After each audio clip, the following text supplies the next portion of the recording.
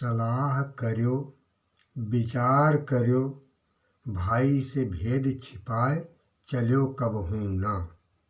सूक्ति number 4। ये ऋषि पुंडरीक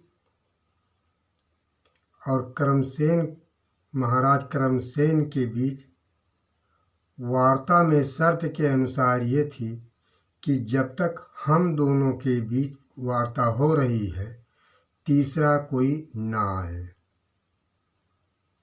इस पर मैं व्याख्यान करने जा रहा हूँ। इसके पहले मैं अपने ईष्ट देव श्री गणेश जी की वंदना करूँगा, फिर प्रारंभ करूँगा।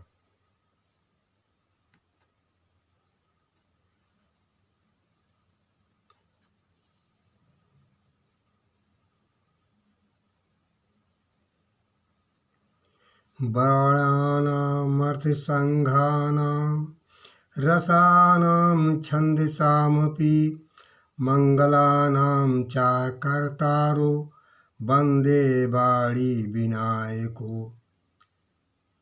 गजाननं भूतगणादिसेवितं कपितजम्बूफलचारुभक्षणम् उमासुतं शोकविनाशकारकं नमामि विघ्नेश्वरपादपङ्कजम्।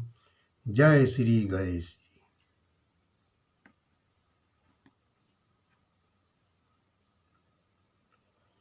ऋषि पुंडरीक के कथनानुसार ये शर्त थी कि जब तक हम लोगों के बीच में कोई वार्ता हो रही है तब तक तीसरा आदमी कोई ना आए। ये शर्त विफल होने पर साधु रूपी जो पुंडरीक ज्योतिषी थे विलुप्त हो गए। इससे राजा महाराज करमसेन अंगनरेश सोच में बैठे हुए थे।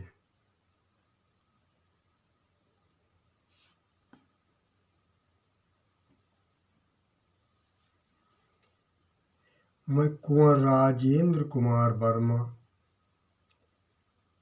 इस सूक्ति का व्याख्यान करने जा रहा हूँ।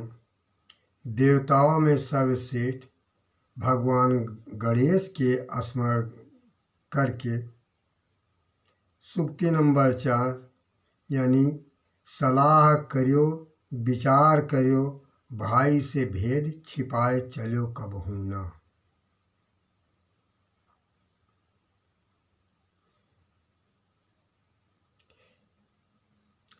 जय माँ भवानी चैनल 7605 के माध्यम से आप लोगों के समक्ष पेश करने जा रहा हूँ। ईश्वर मेरी मदद करे।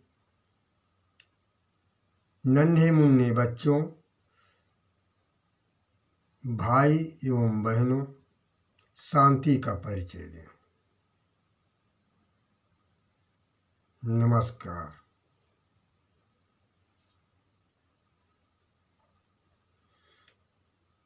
इस सूक्ति का आशय ये है कि कोई नया काम करने, कहीं जाने या कोई सलाह मशविरा अपने आपस में करना, घड़ी मुहूर्त विचार विमर्श अपने परिवार अथवा अपने खास व्यक्ति से जरूर करें, किंतु भाई से भेद नहीं छिपाना चाहिए। कहीं अन्यत्र स्थान पर जाने से पहले अपने परिवार में जानकारी देना अति आवश्यक है।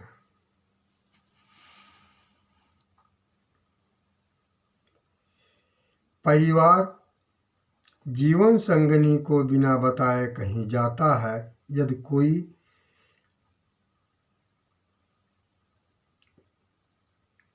काम करता है, उधार देना, उधार लेना, कोई खरीद फरोख्त आदि सब क्रियाकलाप सलाह मशविरा अपने जीवन संगनी जो दंपति का सूत्र है जरूर करना चाहिए।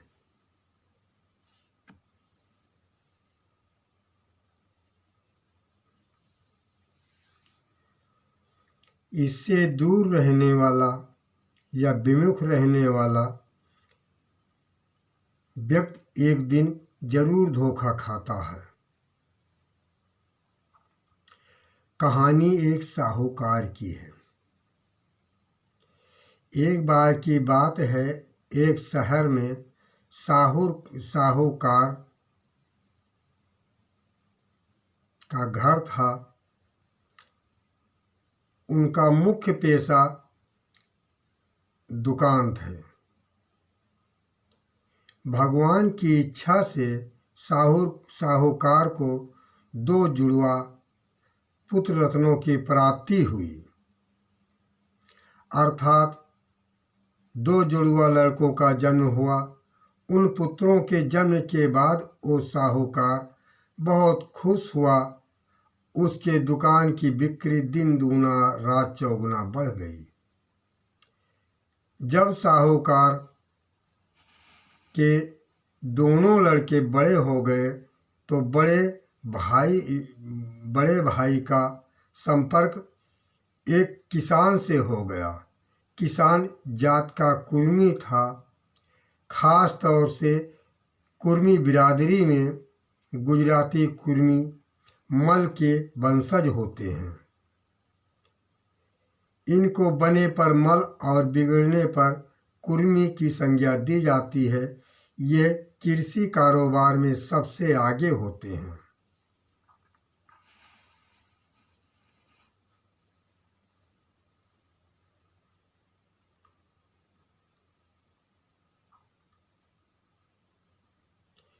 इनके संपत्ति की कोई कमी नहीं होती है।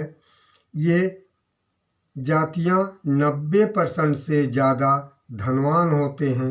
इनका मुख्य पेशा खेती करना होता है। मल के वंशज गुजराती कुर्मी के लिए कहा गया है, यदि बढ़ जाए तो हाथी और घट जाए तो हाथी से कम नहीं। साहूकार का छोटा लड़का अपनी दुकान से बढ़ा था। धीरे धीरे वो साहूकार की दुकान एक व्यापार में बदल गई। वो माल का आयात और निर्यात स्वयं करता था। उसकी खुद की नावें थीं। प्राचीन काल में नाव माल के आयात और निर्यात के साधनों में से एक थी। शहर प्रायः नदी के किनारे हुआ करते थे।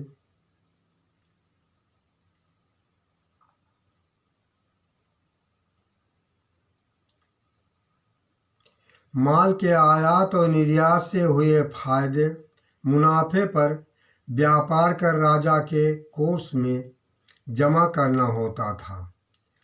उस समय नाव गायब हो जाए, माल सहित नाव डूब जाए, इस परिस्थिति में राजा के तरफ से एक बीमा संस्था माल एवं नाव का बीमा होता था, जिसमें माल और नाव का बीमा होता था।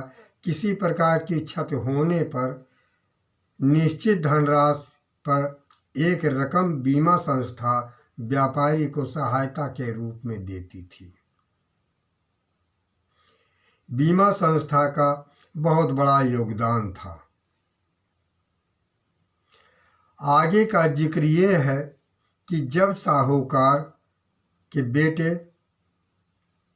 व्यापार के लिए अपनी नावें लेकर चले तो अपने परिवार में किसी को नहीं बताए, न अपने भाई से भेंट किया। समुद्र का बेड़ा की दूरी ज़्यादा थी।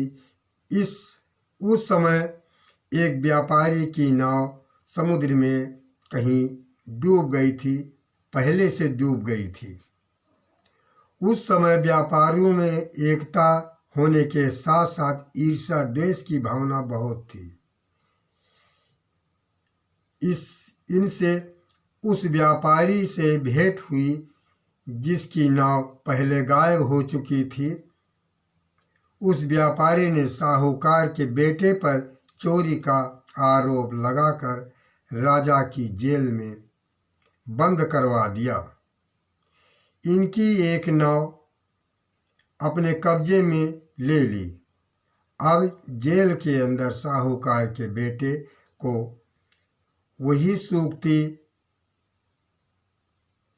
जो ऋषिराज पुंडरीक की सूक्ति नंबर 4 की पंक्ति याद आई, सलाह करो तो विचार करो, भेद भाई से भेद छिपाए चलो कब होना।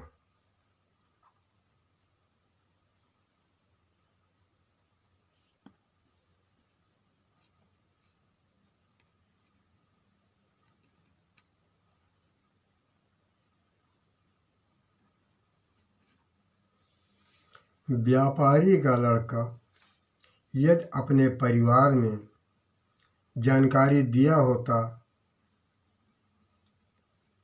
भाई जीवन संगिनी परिवार के लोगों को बताया होता, तो शायद ये घटना होने की कम संभावना होती। वीडियो व्यायाम। मेरी वीडियो देखने, लाइक करने एवं चैनल को सब्सक्राइब करने के लिए कोट सा धन्यवाद। कुंवर राजेंद्र कुमार वर्मा, माध्यम जय माँ भवानी चैनल 7605। जय हिंद, जय भारत, नमस्कार।